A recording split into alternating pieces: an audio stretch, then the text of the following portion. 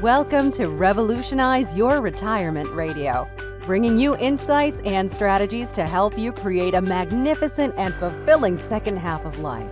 Here's your host, certified professional retirement coach and best-selling author, Dr. Dorian Mintzer. I want to welcome everybody. I'm Dorian Mintzer, owner of Revolutionize Your Retirement and host today.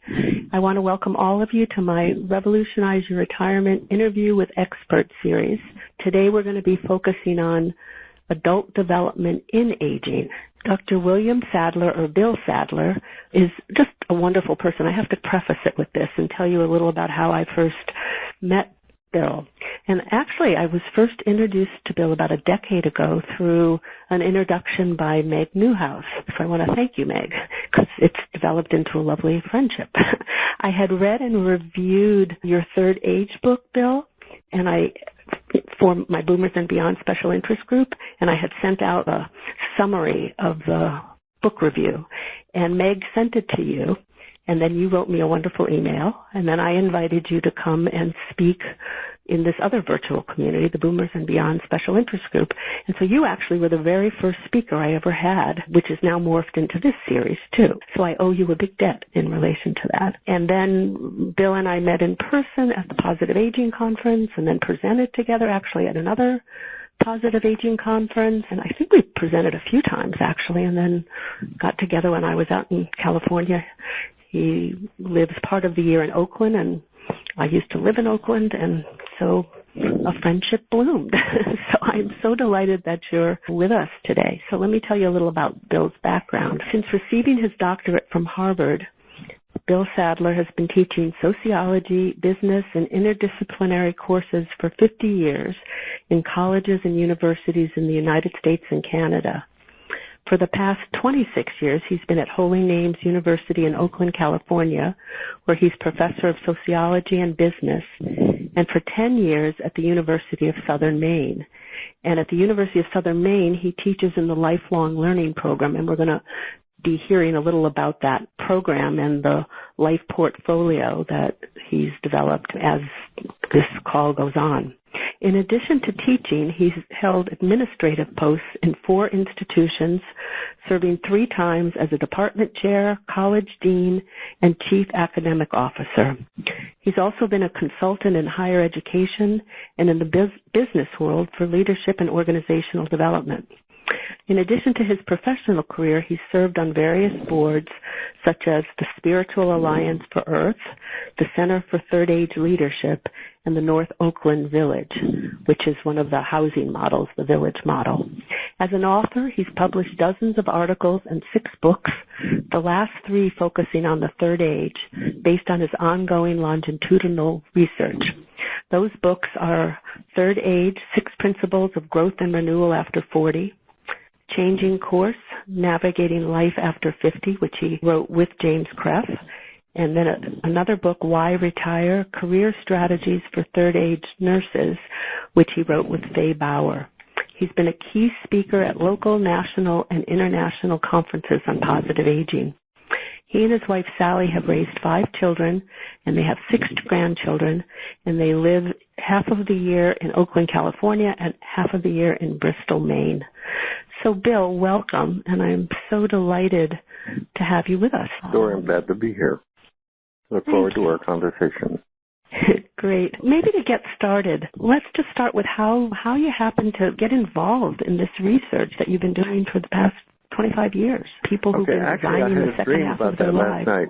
Oh, did you? Okay, let's start with that. And it went on forever, and I said, oh, boy, that's a dangerous question. I could go on for an hour, and I better not do that. So tell us about either the dream or however you want to respond. I started to ask some questions about what was next in my life after I passed 50, and I'm sure most of the people on this phone call have done the same thing.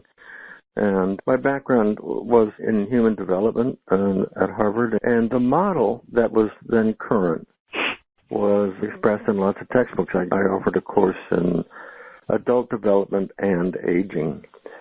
And it said basically that you develop until you're 50, and then you're undeveloped. You age, and life goes up to a peak at 50, and then you fall off the cliff, and then it's decline and disease and disengagement and disability and all those terrible D words. And I didn't like it. I said, I don't want to go that way, number one. Number two, I don't think that's an accurate model. It may be for lots of people, but it isn't for everybody. And I started to meet people who, and this is basically people who were in middle age, midlife, in their 50s, who were not acting the way the model said they would. They were vibrant, they were creative, they were having fun and living healthy, purposeful lives, and they were doing amazing new things. They were changing course and going in different directions with their lives.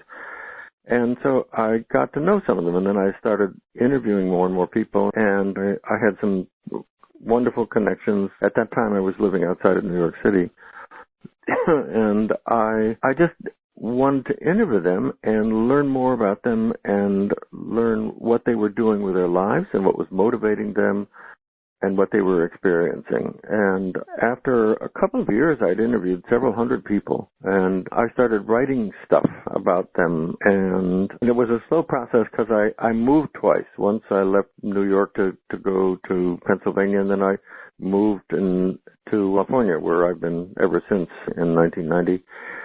And when I was there at Holy Names, I got to know John Clausen, who was an eminent sociologist, had been the director of the Institute for Human Development, had produced one of the best longitudinal studies ever. And I told him what I was doing, and he asked could he read some of the chapters, and I gave them to him, and we got together regularly, and he said, "This is very interesting, and you probably should develop a longitudinal study." And I said, "John, I don't know how to do that." He said, "Well, I will teach you." So Don became my mentor for about a half a dozen years before his premature death, age 96.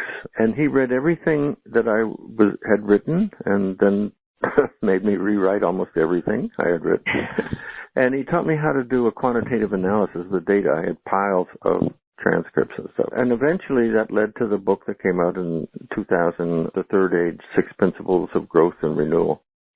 And the title was After 40, but it was really about after 50, but the publisher wanted to enlarge the prospective audience, so after 40. That's how I got started. I kept in touch with these people, and I'm still in touch with most of them, because subsequent book, Changing Course, picked up on where the Third Age left off. So I was writing in the Third Age about people growing through their 50s and 60s, and then these people and some others who were growing through their 60s into their 70s. And then I teamed up with Faye Bauer to apply some of these lessons to nurses. We did studies of hundreds of nurses in California who were asking, what do you want? What am I going to do if I retire? And we said, don't retire, but redefine your life and your work and do what's meaningful and fun and healthy. And so anyway, that sort of talks about where I've come from. And the people, I'm still in touch with a lot of them. And they're just, I've been so inspired and touched, and they've made a tremendous difference in my life because they've helped me to understand some of the challenges and the opportunities. My questions were about what are you doing, what's important, and then what I've learned from them went into the book. I think we've all benefited from that, your wonderful process of thinking about yourself and saying it's not all downhill, but then interviewing all of these people, because you've become both you're a pioneer in the field of positive aging and a role model for so many of us. I know you said there aren't that many role models for you because you're in your 80s now, but we did come up with Robert Butler, who was a role model for you, although he unfortunately died when he was 88. Yeah. But I do want to comment, because your book, The Third Age, I still refer to it and use it in courses I teach, really was ahead of the time, because you talked about adult development and some of the paradigms that we all struggle with and I love the term optimistic realism, which I often quote you on, because I just think you capture what we need to do as we get older, thinking about what's possible, but also being realistic to think about where are we now. Well, a lot of people I don't mean to interrupt, but a lot of people have written similar things, but there wasn't a Robert Butler writing about the longevity prescription, and George Vaillant's wonderful work, but he didn't write about growth and development. He wrote about just adaptation to life, and successful aging hadn't come out in America. There was a German version where Paul Baltus and Associates came up with successful aging, which I didn't know about until after my first book was published. What I was saying was new to me, and I've been reading a lot about the science of aging, and I still think that the 6 principles that I discovered and articulated back in that third age are current. It's really important to have a vital mind, and a lot of people are talking about being more introspective and more thoughtful, and I used Ellen Langer's ideas about mindfulness. That's still current, and being open to new and different things, and being optimistic, and redefining your work and play, and emphasizing relationships, and being caring for people and involved in communities. All these things are important in developing positive aging. Absolutely, and I think you were a pioneer in relation to it. I think you're absolutely right that more and more people are talking about it now, but I think that you articulated it in such a wonderful way, and it still holds. And what's interesting is, as you said before, your interest was about adult development and aging, and part of what Bill and I talked about was, for this interview, the notion is adult development in aging, all of the development that still occurs as we age, which is what we're going to be talking about. So how, in what ways, as you look ahead and have worked with people in the second half of life, it is clear, as you said, there's been a whole paradigm shift. So maybe you can talk a little about what's new about aging. What's changed? What is it that we're grappling with now? As I said earlier, in the basic model when I started, and it's still widespread, just go into a bookstore and look at the cards for older people, and the view of aging is negative. And since successful aging, we were able to say ways to age, and there's usual aging, which is not terribly positive, and there's loss and decline and disengagement and disability and dementia and depression and all those things. But there's successful aging. And the people they described in the John Rule and Bob Kahn described in their MacArthur study, the book Successful Aging, in their 70s and moving into their 80s, are vital and healthy and active and contributing to their communities. And so there is an alternative which is becoming more and more possible and much more attractive. And it seems that the boomers are really buying into that. I've talked to so many boomers who say, I'm not going to age the way my parents did, or the way previous generations did. So I think today it's clearer than it ever was before, that there is a possibility for sustained growth and development until the very end of life. And a person who's reinforced that idea in me is George Vaillant. And I mean, he said of himself when he first took over the Harvard Grant study that he assumed that there was no development after 50, that it was all deterioration. And he then learned that there was development, and then surprising development. And in his last book, Triumphs of Experience, which is a wonderful book, I think it's his best.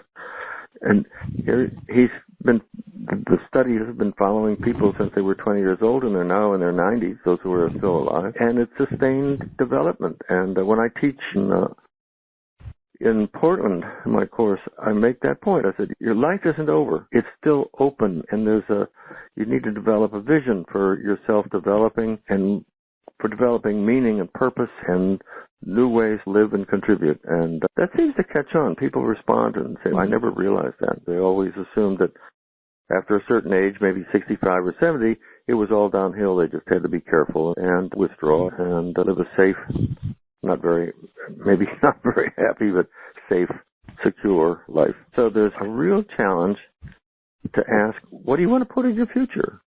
And that's where I developed that concept of a life portfolio. For me, one of the most important questions as we grow older is not what am I going to do? That's important. But the most important question I learned from these people was, who do I want to become? And that what caught me when I was in the early stages of interviewing people, I heard a number of them say, and they were in their 60s, I'm not sure who I want to be when I grow up. And they were all, fairly well established, so relatively successful people. And it was just amazing. I thought, oh, my goodness. And then they would tell me about what was on their mind. So who do you want to become?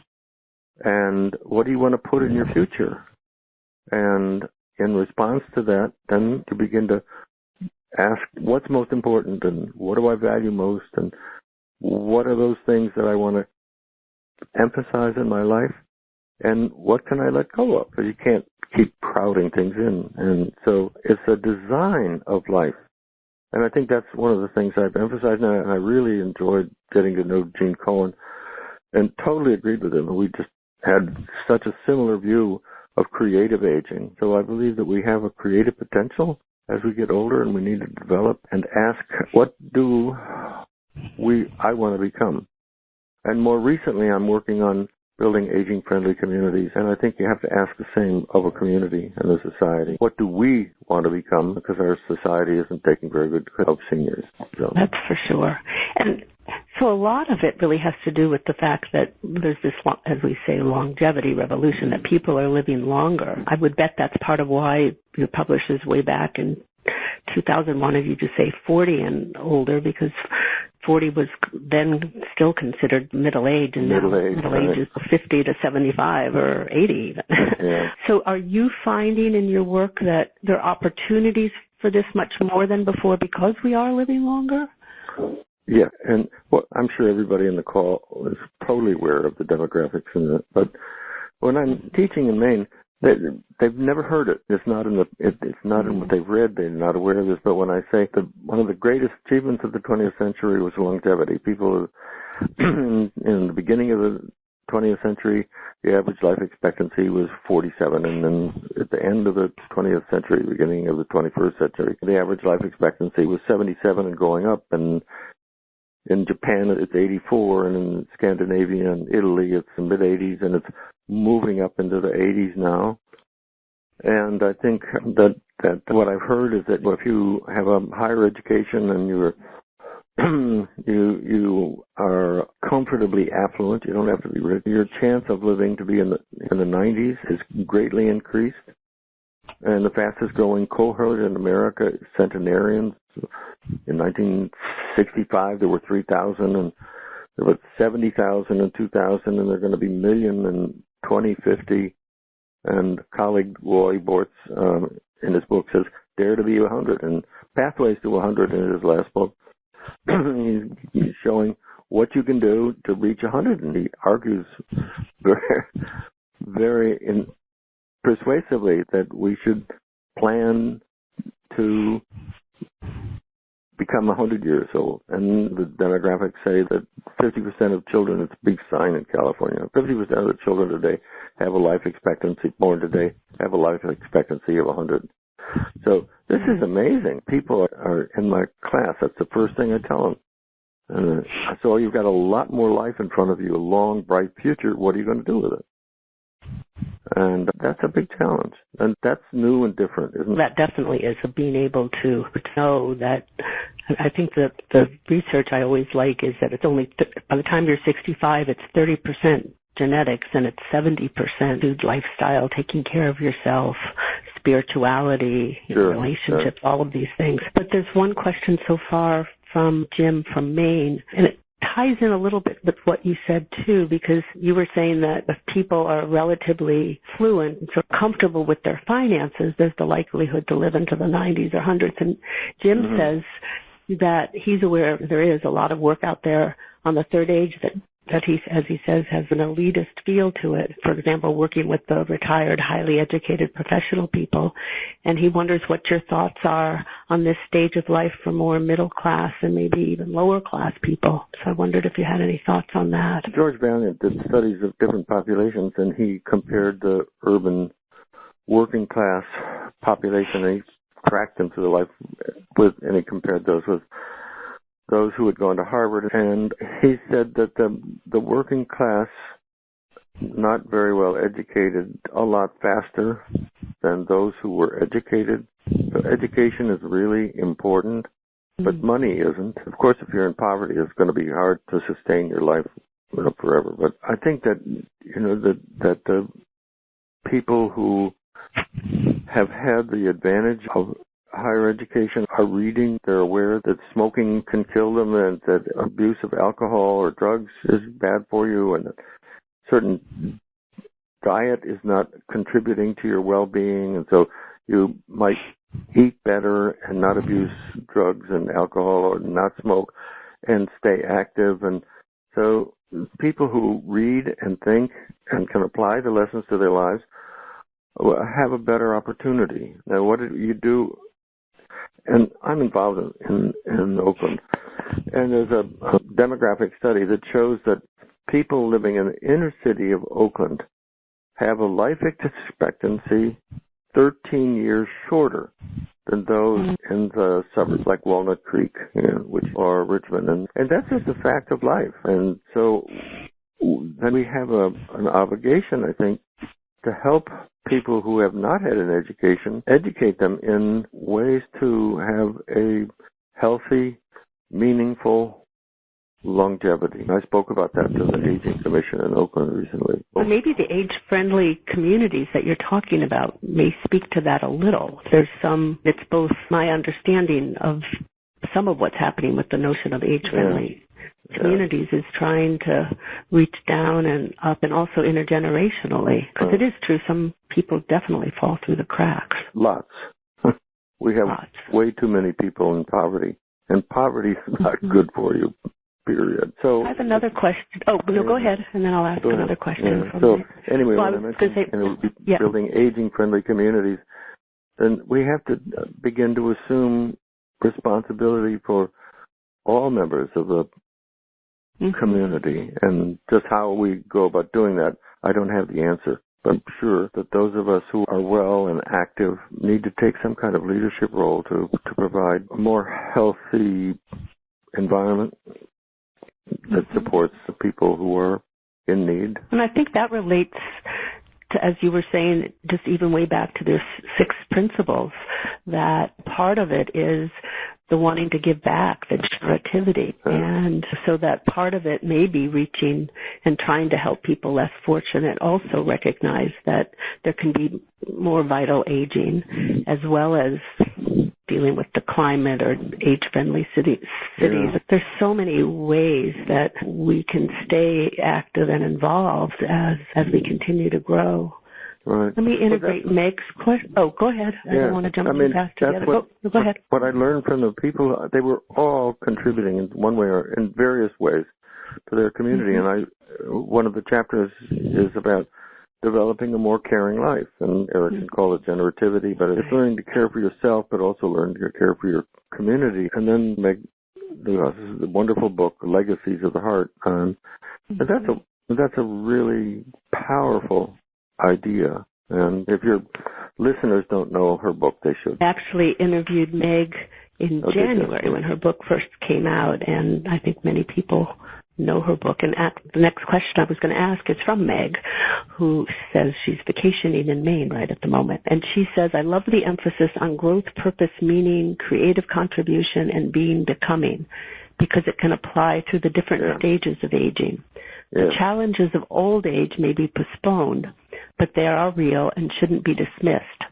I think they reveal and develop character. As you see it, what are the most important attitudes, principles, and behaviors to live fully in the 4th age, especially in the face of decline and loss? Oh boy! I was going to ask a similar question. I'm working at some point, on that personally. Yes, I think that I recently wrote about retuning my life portfolio, and I think that there's some things that are really essential. One is a basic attitude towards life and affirming life and being open to the future instead of withdrawing or being negative, and having a more optimistic, can-do attitude, and finding activities like living a legacy and leaving legacies that contribute to meaning and purpose not only of yourself but of your community or the people you know. And so there's a bunch of those things that are important, and I'm sure that your listeners have their own ideas, and it would be wonderful if they could write them into you and we could gather things together. But what is it that sustains in their 9th and 10th decades? Okay, so there's a challenge out there. That's still relatively uncharted territory. I'm not there yet. I'm not in the 10th decade anyway. It's sort of a work in process, and that's, I think, part of what you were saying, that there aren't the role models about the being in the 80s or the 90s, and so it's charting new territory for all of us. So maybe talk a little more, if you would, about the life portfolio and how one goes about doing it. I know you've said that you use this in the class you teach, and maybe you can share some examples or stories about how one begins to think more intentionally and actively of creating this life portfolio. Yeah, in the class that I teach in Ollie, and I have about 25 students, and they're basically between the ages of 65 and 75, and some of them just newly retired. And they say very openly, I'm not quite sure what I'm going to do. And so I have them raising some questions about what's most important, what do you enjoy most, and they can begin to talk about their lives with each other, and they work in small groups. I call them quartets. And so get the quartet going, and they talk about what they're thinking and then what they're thinking of doing differently and how their lives might develop positively and where they're going to find meaning. And so I say, begin to creatively design this life that has all these important ingredients in it. And so they come to class each time, and they're reading some chapters and reading about people who've done this, and then say, well, this is what I'm working on. And when the class ends and I leave to go back to California, they keep meeting. I've just been amazed that they get together in somebody's house, or they go out for dinner and they continue their conversations. And I go back and teach in the fall, and somebody will come up and say, that was such a wonderful experience, and I'm still designing my life, and I feel so much better about it. And so that's showing me that that's how it's done. You take ideas. I think it's easier if you're growing with people than if you're trying to do it alone. And so I belong to this village, Aging in Place. It takes a village to promote healthy, positive aging, just like it takes a village to raise a child. I think we probably even need a village more as we're getting older, to support each other and help each other during the ups and downs. And as Meg said before, in the face of decline and loss, which does happen, along with all the attempts to be resilient and find purpose and meaning. Mm-hmm. We really do need that village model. You had said that many people in your class hadn't been people who had thought about this before. I would say 90% of them. Yeah. I've never experienced this, and I keep throwing these questions out that come out of the book, and they say, those are really hard. I said, yeah, they are. It's hard work, but that's what's involved in designing a meaningful, purposeful life. You have to ask a lot of tough questions. And our society hasn't promoted that. Some communities are better at it than others, but if you're not in a community that's asking those questions, and it's good to become connected and with other people who are raising these questions and doing it with rather than alone.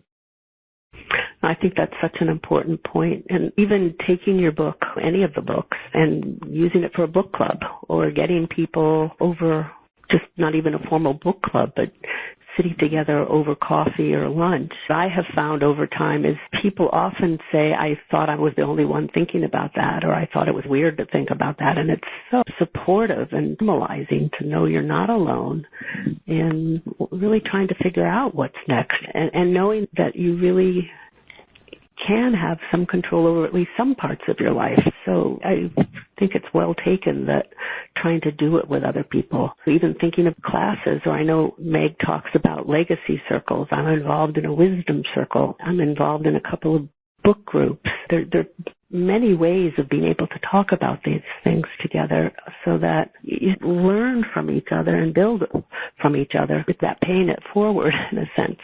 Somebody has an idea and it's like, oh, yeah. You're doing that with this call. You're opening up this conversation to, over 100 people. And so they have an opportunity to hear this conversation, and then I would guess they'll have an opportunity to talk with others about what they're doing with their lives. And this is all new and different. I don't think anybody was prepared to live as long as we're living. Society didn't tell you that you've got a long, bright future that needs design. You work really hard in college to design a meaningful life where you could achieve success. And then what? So all that preparation for a meaningful life that was done when we were 20, it doesn't carry over to when you're 60 and 70 and 80.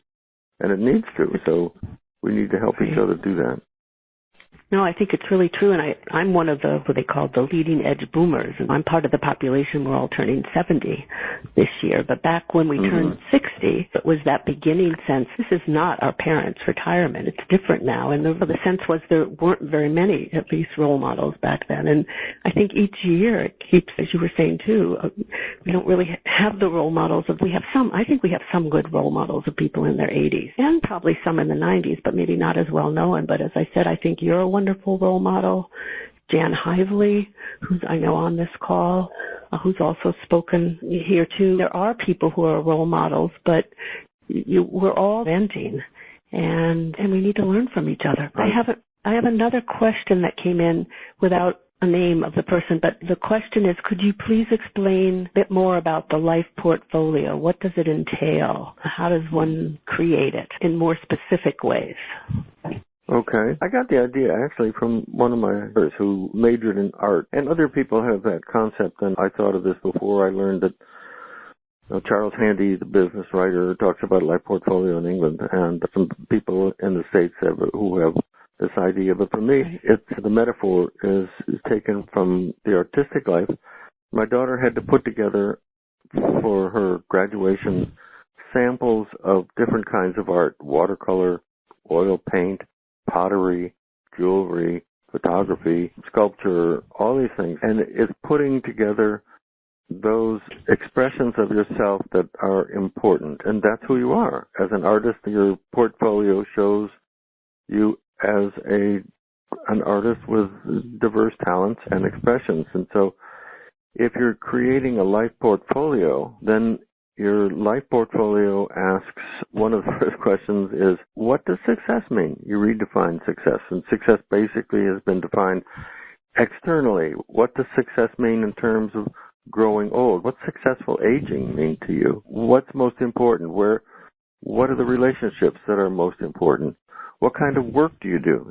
That's often hard for people because they say, I've retired, I'm not working. And retirement means not working. And I say, that's crazy, because work is a very important part of our life. You might not have a job that earns money, but certainly you're doing work. You're working in the home. If you've got grandchildren, you're working as a grandparent. You may be volunteering in your church or in clubs or community, visiting people in the hospital, continuing to learn. What are you learning? How important is learning? Learning is very important. If you stop learning, you stop living meaningfully. We are experts at learning in terms of evolution. And where are you finding the most meaning and purpose? And where are you having fun? And so you start asking those questions and you write them out. And then you might want to ask, what's getting in the way of that? What do I need to let go of? And, for example, one of the women in changing course retired, and she was retiring, and she had no idea what she was going to do. And she had a terrible accident that caused her to lie in bed and be in pain until she was healing for a long time. And so she was asking, I've always been an active, productive person, and now I'm an invalid. Who am I? Then she began to realize, I'm still a wife and a grandmother. I love poetry. I'm beginning to write poetry. I'm developing spirituality, and I'm meditating, and I'm beginning to experiment with not only poetry, but also with a little bit of painting. So as she was recovering, she began to realize that she had this whole dimension of creative spirituality that had been repressed because she was too busy being productive in her career. And she said the fall that I had, the accident, has actually been a gift, because out of that has come this wonderful understanding of what's in front of me as my life developed. That's just one example, but it happens over and over again.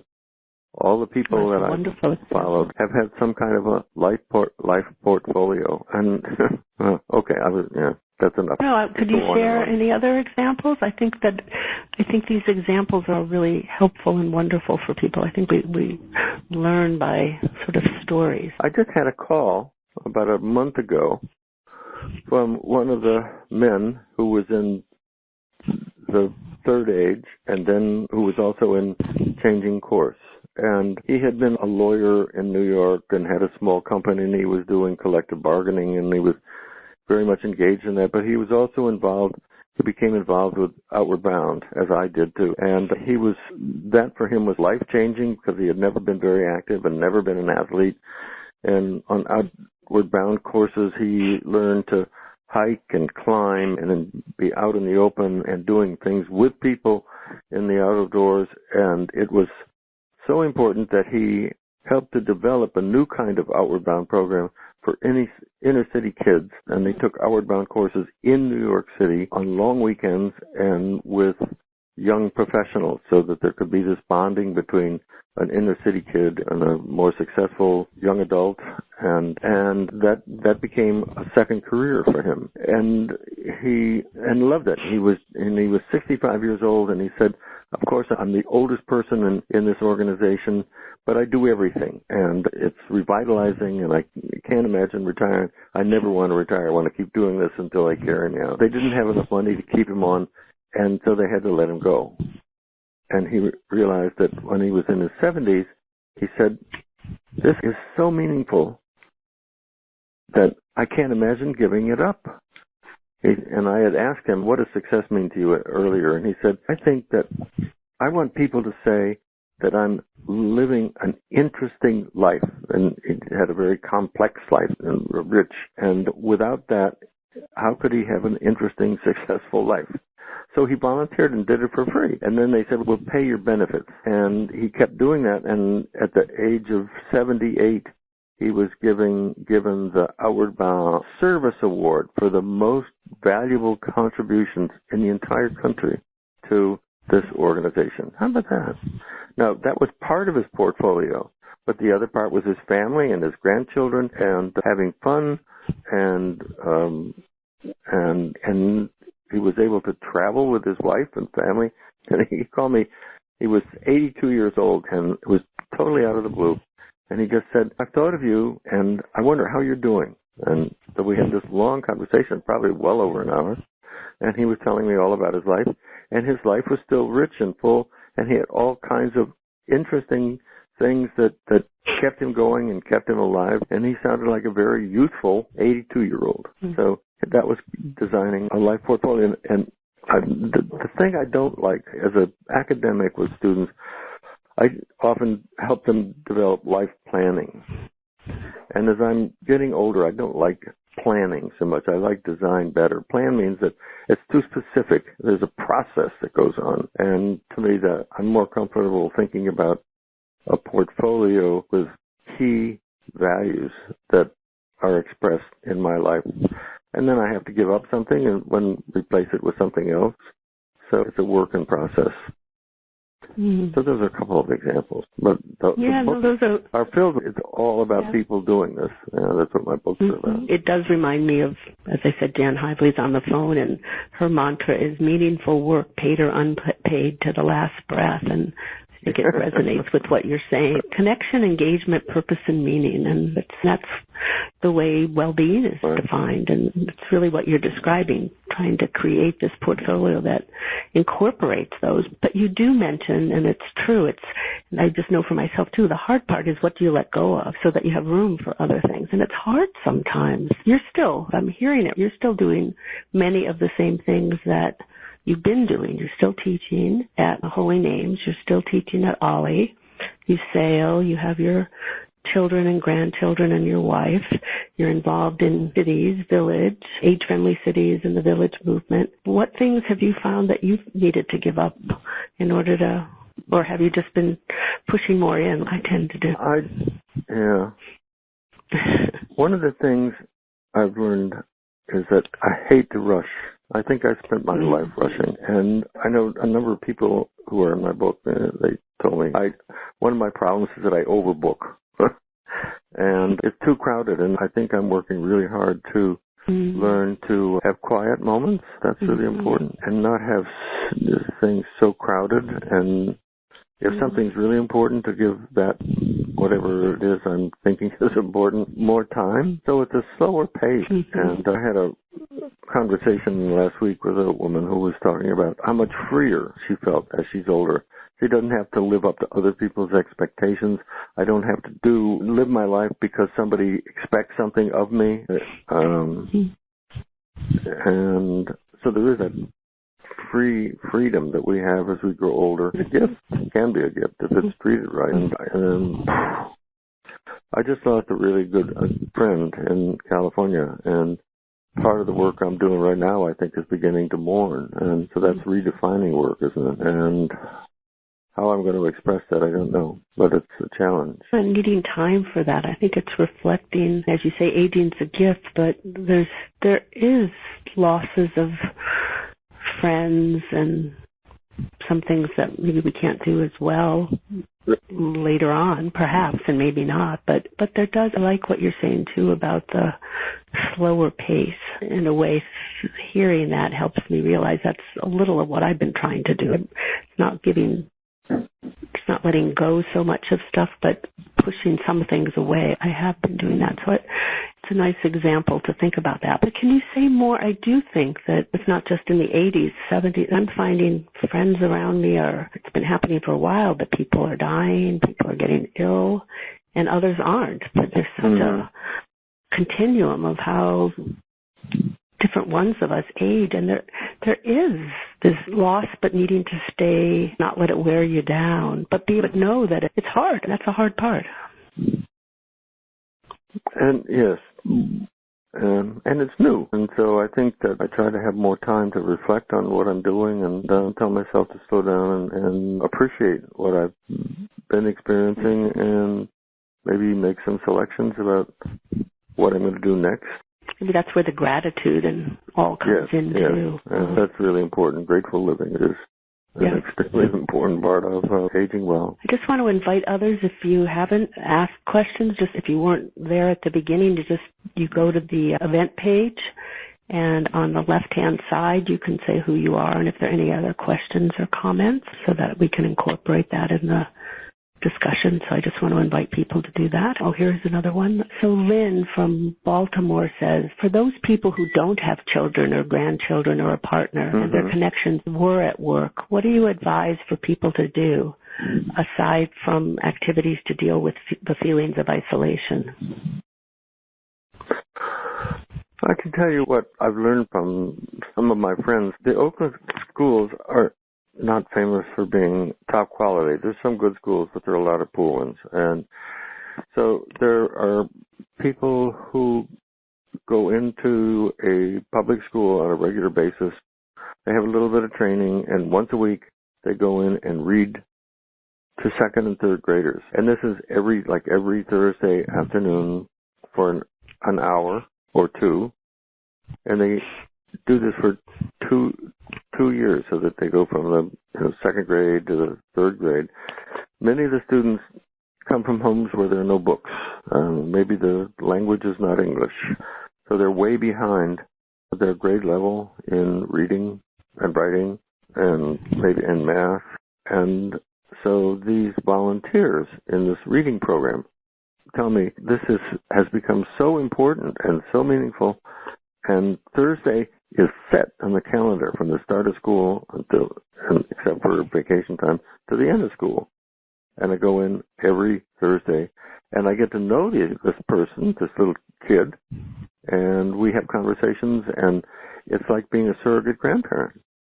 And they may not have two parents at home, They may not have grandparents, and some do. Some it doesn't matter. And I had one of the teachers in that school who came for an MBA program, and he was in my leadership class, and he said, "Oh my gosh, these people coming in to read are just wonderful. It means so much to my children, my students." And so these are people who are getting to know children and seeing a difference. So I'm told that most of the students who are in that reading program, by the end of the second year, have caught up to grade level. How about that?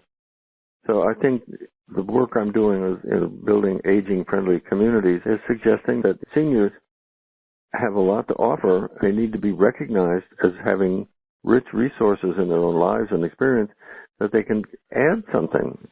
And we need to find ways of letting them do that. And one of them is to become mentors in the school system. I don't know whether that's helpful to the person that raised the question, but it's something that's good. I think we can continue to interact with young people, and it's wonderful to see them. It's wonderful to be in touch with kids. I think we need to have more of a sense of community with different ages and genders and backgrounds and stuff. That's the reason I totally agree. Yeah, no, I think it's true, and I think it's probably why a lot of us keep doing the things we're doing, maybe in different ways. But I'm just thinking about Lynn's question, and I think community is what it comes down to. It may be developing more of community where we live, or more doing volunteer work, or giving back way. But I think that is important, and I think also for people who don't have children or grandchildren or a partner, or even if you do, but they're all spread out. I mean, as we get older, I think it's important to build in our supports. Who can we count on? Who can count on us? So I think it's tied into the building community. Sometimes it can be faith-based. Sometimes it can be the village model, age-friendly cities. There are many different ways, but I think it's crucial. It does take a village. We need a village. Another question from Mary Ann, who's in Jamaica Plain. And first, it's a comment. She said things about elitism inherent in the goal of living longer, as well as Meg's comment speak to her. And she says, I just turned 70, and my chronic illnesses are catching up with me. I don't need to live long, but I still want to live well for as long as I can, and then die as quickly and painlessly as possible. I have an academic career, but had to retire at 50, which means I have some retirement funds, but not enough. So I find myself back into the lower income class from where I came. What is optimistic realism for the disabled? How do you stay optimistic as you watch your friends die and deal with your own chronic illnesses? I think that's a good question. I'm in touch with a person who we have ongoing conversations. He just happened to find me and email, and then he wanted to talk. He's in his 60s, but he had a stroke when he was 60 and is disabled and blind in one eye and has a very positive attitude. But he's had to work on that, and I think it's important to in reflection, to identify things that you feel grateful for. I think the people who age well are people who emphasize the positive experiences. When they look back on their lives, they are more aware of things to be grateful for than the bad things. The people who emphasize the bad things do not age well and nor happily. So I think that's really important, to accentuate the positive and to emphasize those as you age, and to find things that can make you feel good about yourself. It's important to feel needed. Where do you feel needed? Do you have any place in your life where you feel needed and you then offer whatever it is that you can, and somebody says thank you? That might help develop a positive attitude. That maybe relates to another question from Eve, who's from Eve. She says, it's all well and good to volunteer and help others who might need it, but what about your need for someone to give to you, to support and show that they care enough to be there for you? I'm not quite sure I understand that. A number of the people that I've learned from have said it was very hard to ask for help, and they learned to do that, and thank God they did, because then they received something that they needed. I'm not sure whether this person is saying, is it looking for permission to ask for help where you get your needs met? And one of the things that people have said that they're afraid, they don't want to be selfish. And I've said to affirm what you need is not being selfish. It's just being honest. And it can build a relationship that could be very rewarding. And so there's a difference between taking care of yourself and being selfish. I think that's an important distinction. And I think you're right. Sometimes it is hard to recognize and allow ourselves to be vulnerable with others and to say, this is what I need, or to be in situations of trying to get what you need from others. Or say I work with a number of people who are older in Match.com or different internet, or getting involved in programs or activities, or even through the volunteer work where you meet kindred spirits, sometimes can lead to some nice relationships, friendships, maybe more involved relationships or companionship. And it is true, we do all need that. And I think it relates, Meg said she wanted to mention the Conscious Aging Network. Some people on the call might be aware of it and some not. So she says the Conscious Aging Network's a kind of meshing of the Encore.org mission of active contribution to address societal problems, and also Reb Zalman Schachter Shalomi's emphasis on inner work of healing, developing wisdom, doing the life design work, and other work trying to revive the traditional role of wise elders in mentoring, catalyzing fundamental social change. And the website she shared is www.consciouselders.org. And she also wanted to thank you, Bill, for a wonderful, thoughtful conversation, and says it's pretty much answered her earlier questions, so thank you. So let's pull it together now. And Bill, other last thoughts, final takeaways you'd like to leave with? No, I'm happy to have had the opportunity. It caused me to, we're having this conversation, I realized, made me think I got some more reflection to do. So thanks for that. I think you've helped all of us realize that we have reflection to do, and I can't thank you enough. I've so enjoyed sort of the preparation for this call too, because we've gotten to be able to talk together, and I realize how much I so enjoy the opportunity of connecting and talking. You really are a pioneer in this field and have both given so much and are still giving so much. So I just want to thank you so much for being with us today and sharing your wisdom, because as I said, you're a role model for many of us on this call. So thank you for that and for inviting me. Thanks. And so I want to thank everybody who was on the call. Thanks again to everybody, and particularly to you, Bill. Thank you so much for being with us today. Take care. Have a good rest of the summer. You've been listening to Revolutionize Your Retirement Radio with Dr. Dorian Mintzer. To learn more about the resources mentioned on today's show, listen to past episodes, or download our free retirement transition guide, visit revolutionizeyourretirementradio.com.